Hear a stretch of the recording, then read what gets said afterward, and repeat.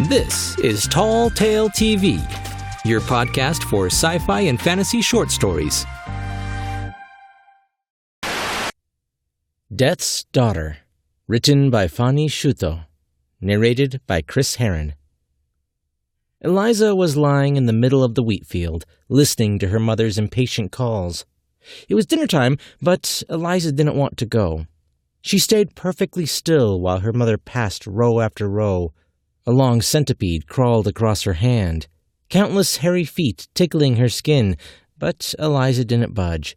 She bit her lip and told herself that these creatures were useful, that they were part of the great cycle of life.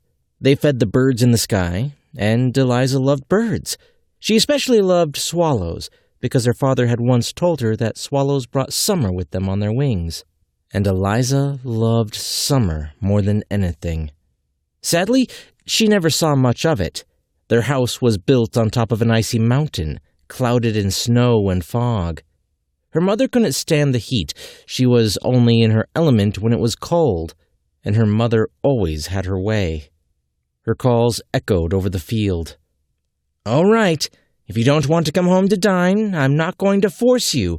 Why would you listen to me anyway? I'm just your mother, nobody important." The harsh words made Eliza flinch, but she still didn't move. She knew the tricks of her mother. She was trying to wake her guilt and make her feel like a bad child. "But don't you come skulking to me when we've put the dishes away. You've made your decisions. There is no dinner for you tonight," her mother continued. Eliza smiled to herself and thought about the sweet apple hiding in her pocket. She wrapped her fingers around its round weight where it rested next to something else, the key to her mother's workroom. She'd managed to steal it from her mother's belt that morning when she shooed Eliza out of the house. "It's your father's fault," her mother went on. "He is spoiling you and your brother, and then he is wondering why the two of you are out of control." The wheat leaves rustled as she made her way away from Eliza and towards the house. "All right, young lady, I'm going to have my delicious dinner, and you can stay out for the night at your pleasure. You'll see hunger is not a nice companion, nor are the creatures of the night." Her voice came from farther and farther away until silence descended on the fields. Eliza shuddered as the evening wind swooped down into the field to touch her, but she wasn't going to give up. She had a mission, and nobody was going to stand in her way, not even the cold. Eliza had been making plans ever since she went to the village alone for the first time several months ago. She tried to play with the children of farmers and shopkeepers, but they ran away from her and called her a witch, a death child, or a monster. Some of them even threw sticks at her. Eliza had been standing in the middle of the street, crying and confused, until a pauper dressed in rags and scraps took pity on her. "The problem is that you look too much like your mother," he said, contempt softening his voice. Sadness flashed in his eyes as he continued. "You can't help it, but that's how it is. They're never going to like you." And so Eliza avoided the locals, but she still went to their orchards, where she chased butterflies and pillaged ruby apples or golden pears. Her favorite pastime, however, was to spy on the villagers. It annoyed her that these people seemed to know more about her mother than she did. They said similar things about her mother that their children had said to her. Cruel, evil, a witch. She didn't want to believe them, but the rumors she overheard ate away at her. Eliza knew exactly what her father did for a living, which made it even harder for her to accept how little she knew about her mother. He had golden fields of corn far away from their cold mansion, and he had a garden filled with flowers of every shape and color. Eliza loved running around the flowers, breathing their sweet pollen. He also had many, many animals, and every living creature seemed to love him. He was a happy man. Eliza often asked him about her mother's work, but he only ever said it was very important and very difficult. "Your mother is a strong woman," he would sigh, and Eliza could hear the deep affection that still lingered in his voice after all these years. The whispers of the village folk echoed in her ears, however, and a horrible suspicion sat in her stomach. Maybe her mother was actually an evil witch. Maybe she had cursed her father, forcing such a happy man to love someone as cold as her. Eliza didn't know what to think, but she knew she would have to investigate the matters further. She started by asking her mother upright, but she didn't even acknowledge the question. She dismissed her daughter with a frown and told her that her room needed cleaning. Eliza felt she had no other choice. She had to find answers on her own. She started plotting. Sometimes, when she felt stuck, she wished she could ask her brother, but he was always out and away, floating paper boats down streams and chasing neighborhood girls. He was all noise but no ears. Eliza listened. She had to do it alone. So there she was in the field, with the key in her pocket and the centipede finally off her hand, waiting for the falling night to cloak her. Owls hooted in the distance, and bats flapped their wings above her. But she was determined, and she wouldn't let her imagination scare her away. She rose from her hiding spot and headed home. Looking back over her shoulders, she saw a girl-shaped dent in her father's wheat. Walking past the house, she ran her fingers along the sturdy logs that made up the walls. She peered through the dining room window and saw her parents sitting down to eat in the orange glow of the chandelier. It looked like a scene straight from one of the paintings that lined the walls. The soup was steaming as her father helped himself to a serving, and Eliza could almost taste its golden flavor on her tongue. She stood there for a moment before jolting back into motion. She had to get going. Her mother always worked after dinner, so this was Eliza's only time to act. Continuing around the house to the back garden, she spotted her mother's workshop. She hesitated in front of the locked door, feeling a little guilty as she pulled the stolen key from her pocket. She thought of her mother's relaxed smile by the dining table, but then she remembered the laughs of the village children. She had to know. Her hands were trembling as she turned the key, and she pushed her way into the little room lit by a few melting candles and the moonlight pouring in through the window. Eliza was expecting to discover a witch's kitchen full of potions, cauldrons, and broomsticks. She found nothing of that sort. It was a plain old library with hundreds, maybe even thousands of books. There were books spilling out of shelves, in stacks on tables, and piles on the floor. "Magic books!" she exclaimed in a rush of excitement and reached out for one. She touched it carefully at first, ready to pull her hand away if the book wanted to bite her, but nothing happened. The cover felt cold under her fingers. Instead of the magical incantations and blasphemous images she'd expected, she saw names written in her mother's small, neat handwriting. Not knowing what to make of it, she opened another book. That, too, was full of names. It didn't make sense. Surely the villagers and their stupid kids wouldn't hate her for a simple thing like whatever this was. Eliza walked around the workshop, pulling down books at random. They didn't give away any more secrets than the first one. After checking the shelves, Eliza stopped in front of a table with a single, huge, open book on it. A quill moved ceaselessly over the pages, as if an invisible hand was leading it. Eliza had to stand on her tiptoes to see what it was writing. More names. Most of them Eliza had heard before, but some of them were foreign, and she didn't even know if they were for men or for women. She sighed. She felt silly for believing the rumors and harsh words she'd overheard. Her mother just liked names. It could have been much worse. In the magazines she sneaked out from her brother's room sometimes, she'd read about people who collected eyeballs or pinned insects to paper. Compared to that, names were an innocent thing to collect. She walked up to the window in the back to look out on the endless fields of snow behind their house. She was never allowed to play there, but she wouldn't have wanted to anyway. She hated the cold. A pale moon rose above the landscape, and as Eliza gazed over the stretches of snow, her heart skipped a beat. There seemed to be figures in the white light. She thought it was a mob of villagers finally coming to get revenge on her mother. Startled, she took a step backward and stumbled over a pile of books. A couple on the top fell to the floor with muted thumps.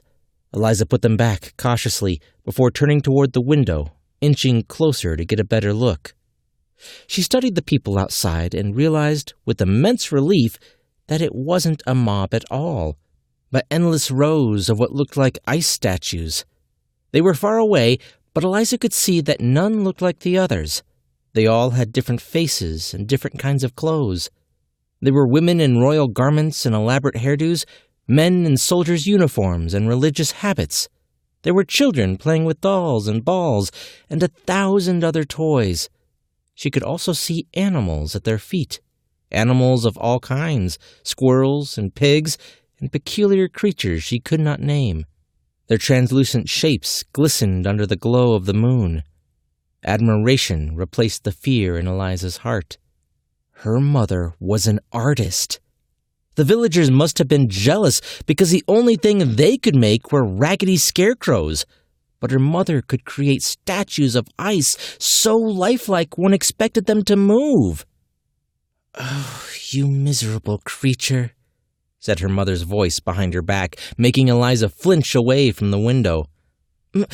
Mother, I'm sorry," Eliza stammered. She looked around to find an escape route, but her mother quickly closed the door behind her, trapping them both in the workshop. "You don't know how sorry you are. You shouldn't have seen this. Not for long years," her mother said in a quiet voice. Eliza was shocked to see tears in her mother's eyes, softening her usually strict expression. Shame weighed on her like cold, wet clothes after a sudden rainfall. She wanted to apologize, to tell her mother that for maybe the first time in her life, she felt proud of her. "I don't understand. You have books and some nice statues. That's not witchcraft. It's art." Eliza felt her cheeks burning red with embarrassment. "Art? You silly child. I'm no artist, and I'm worse than a witch," her mother said. Her voice was soft. "But you're not. You're too young to understand," she sighed. "I wanted to keep this from you as long as possible. It's a heavy burden for a child to bear." "I don't understand." Eliza suddenly felt weak and sat down on the cold floor, lest she would fall. "Of course you don't," sighed her mother again, and to Eliza's surprise, she sat down next to her. "What did you see in those books, Eliza?" "Names," Eliza said, avoiding her mother's eyes by looking to the floor. "Do you know to whom those names belong?" her mother asked. Eliza bit her lip, not sure what to say. She'd never seen her mother so upset, not even the time when Eliza knocked down a jar of strawberry jam from the pantry, which shattered and stained the immaculately white wall red. "No, they belong to dead people," her mother said. "Why would you collect the names of dead people? How would you even know so many dead people?" Eliza shook her head in disbelief. Her mother didn't answer, just stood up to look out of the window. In that moment, she seemed taller, more regal than she usually did. In the fading light, her worn cloak transformed into the dark velvet drapes of a queen. A sad, lonely queen. Eliza felt bad for her mother and closed her eyes. When she opened her eyes again, she was just her mother again. Eliza rose to join her, and for some reason, there seemed to be even more statues now. It must have been a trick of the light, she thought. It was her mother who made the statues, and her mother was right there, so there couldn't be any new ones. Yet the thought scared her, and she couldn't help but reach for her mother's hand. Like everything else in the workshop, it was cold, so very cold. "Mother, I'm afraid," she whispered. "You shouldn't have come here," her mother said, absently stroking a thumb over Eliza's hand. "Not until I was too old and tired to do this. Not until you and your brother had grown strong enough to decide that your old parents were too much of a burden. The day will come, and you exile us to the end of the world, where no eyes can see us and no ears can hear us. You'll throw us to the vultures of forgetting." Her mother's eyes stared into the distance, and her voice sounded from far away, as if they had a great sea between them. "Mother, how can you say that? My brother loves you." After some hesitation, she added, "I love you too. We'll never do such a thing." "You cannot know what you will or will not do in the future, child. I have seen it, for my eyes look at the beginning and the end of the world at the same time. I know every person and every animal that have lived on the face of this earth. I know the name of every plant that has turned its leaves towards the sun. I meet all of them eventually." "Mother?" Eliza looked at her mother. There was a long moment, and then she understood. "It can't be." She covered her mouth with her hands to repress a cry of disbelief. "But it is, and I am sorry." Her mother sounded genuinely sorry, vulnerable. It all made sense now. The growing list of names, the sad, cold statues, and the hatred of the villagers. "Then what does that make Father?" "Your father," her mother smiled. "That dear man, he is my better half, and my greatest rival.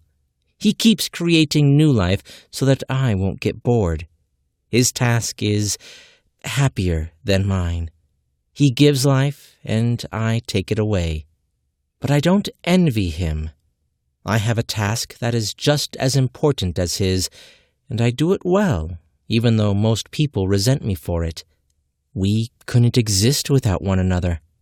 I hope that one day you will find a good man like him." Her mother reached out a hesitant hand and stroked Eliza's hair, something she hadn't done in years. "I know you think I don't love you, but it's not true," she continued, and Eliza felt the sadness in her words. She wanted to deny it, but no sound left her throat. "How could I not love you when I love the whole of creation? But I love you and your brother most of all. You are the only instances when I didn't take lives, but I gave them. 2 such wonderful children. That is why it pains me so much that one day you will need to take my place." "But I don't want to hurt anybody." Eliza shook her head violently. "You won't. Even if you do, it cannot be helped. Unpleasant tasks need to be done too. Father always said that when I asked him about you. You see, your father is a wise man. I can tell you one thing, and it might make your task easier. It might not. It's easy to be the good one, the one everybody loves. Look at your father. When he goes into town, everybody bows to him. Mothers rush up to greet him, and they hold up their children so that he may bless them. Women with empty wombs kneel to his feet and pray for a new life to come to them. And when I go to town, what happens? They close their windows, bolt their doors, and cover the eyes of their children. I don't mind. I always remember that it is the ones doing the hard things who need to be the strongest. And I know you're a strong girl, Eliza. You're going to be good, better than me. You may even be able to make people like you." "How? How could I? You're killing them, and then I will have to." "Death is a mercy to some people, a salvation. You will understand this one day, when you see it with your own eyes. Death washes away the differences life struggles to maintain. People find peace knowing that they're just like everybody else in the end." Eliza stood there, staring at her mother as if it was the first time she saw her. She felt the same loneliness she had seen in her just a moment ago, and she felt as if she understood some of it. Now, we don't need to spoil your childhood with this. Come here, you brave girl." She put her arm around Eliza and caressed her head with cold fingers. "You won't remember any of this, my darling. Your days will be carefree and happy, and the varnish of forgetting will only break down when you enter your adolescence. We still have a few years until then. Now, go back to the house. Your dinner is waiting on the table. I need to get back to work. Your father will see you to bed." Her mother led her out of the workshop, and Eliza found herself at the back door of the house. She shook her head in surprise. She didn't know how she'd gotten there. She must have crossed the backyard, but she didn't remember it. She shrugged off her confusion and left it at the doorstep. She ate her dinner, a rich soup made from vegetables that grew in her father's garden. While she ate, her father told her stories about his day, the people he met, the animals he talked to. When Eliza finished and put away her plate, her father sent her to clean herself and go to bed. He told her one last tale before she fell asleep. It was the tale of a beautiful dark queen who lived in a cold castle and reigned over fields of ice. From that day on, Eliza found her mother less intimidating, and she did her best not to annoy her as much as she used to, although she wasn't sure why. Sometimes, when the evening shadows grew long, she had a lingering feeling that there was something bigger out there, a great, forgotten secret. "Is this all there is?" she kept asking her brother, without ever getting a reply. He grew up to be a sailor who spent most of his time away from home, still chasing girls and riding the waves. Eliza stayed home and listened to the songs her mother sang while cooking and helping her tend to the winter garden, a place she wasn't allowed to enter until her 16th birthday.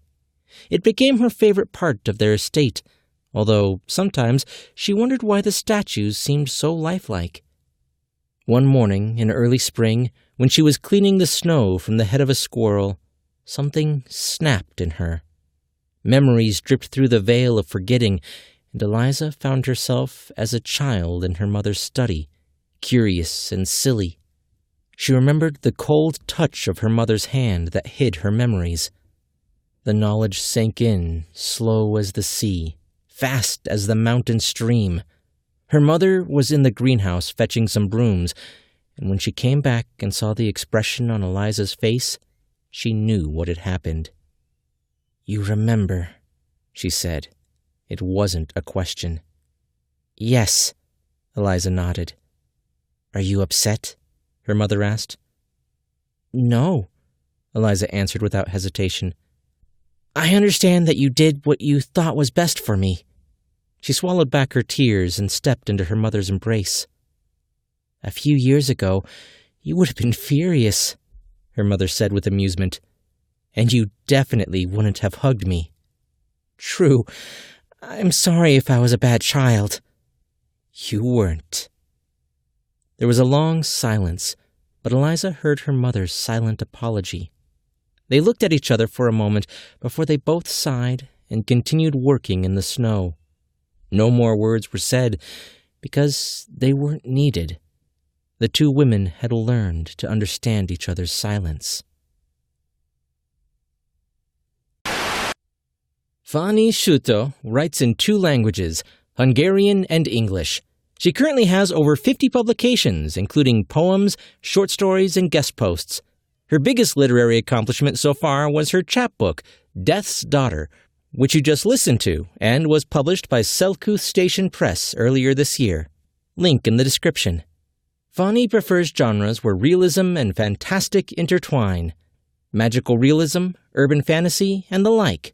You can find her at www.inkmapsandmacaroons.com. Hey guys, ever since I've read Terry Pratchett's Death character, I've had a fondness for different incarnations of the being. From the one on the TV show Supernatural to Deadpool's Sweetheart, the idea of death as a person rather than just a force of nature is fascinating to me. Of all the versions I've come across, none of them felt quite this human. The idea of death as a mother trying to protect her daughter from the family business? I absolutely loved it. I hope you did too. If you enjoyed this story, Fanni Sütő has another episode on the channel, Virginia and the Wolf, which is a reimagining of several old fairy tales in a modern setting. I'll leave a link in the description. But before you go, be sure to subscribe. This show is available on YouTube, Facebook, and just about every podcast app out there. I'm Chris Herron, and that's it for today's Tall Tale TV.